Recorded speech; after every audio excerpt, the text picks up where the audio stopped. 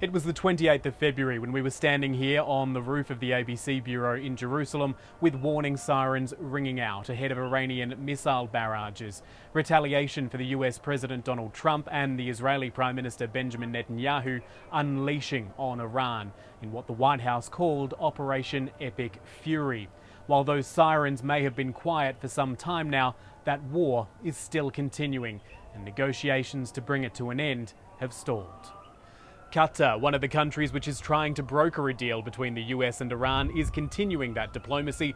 The country's prime minister meeting Iran's foreign minister in Tehran overnight. Qatar is one of the Gulf states caught in the crossfire of this conflict, targeted by Iran for hosting US military personnel.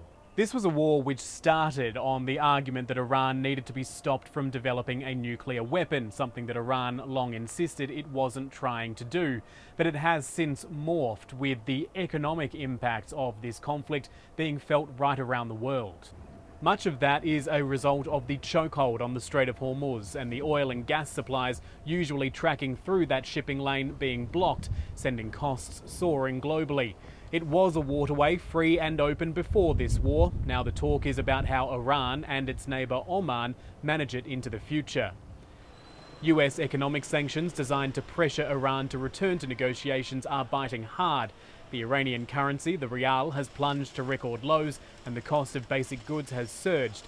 Iranians telling the ABC how they are struggling to put food on the table and feeling like the Iranian regime has abandoned them. Iran's new supreme leader, Mojtaba Khamenei, is still in hiding too, not seen publicly since succeeding his father, who was killed on the first day of this war in a strike which left his son with serious injuries. His absence fueling questions as to who is actually calling the shots. Analysts have said that this is now a war of attrition, with both the US and Iran effectively trying to wear the other down.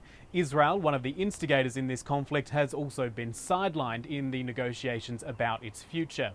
This is a war which has been felt right across this region, from Lebanon through to Yemen and everywhere in between. It's destabilised the Middle East and is fueling a deep sense of anxiety in this part of the world.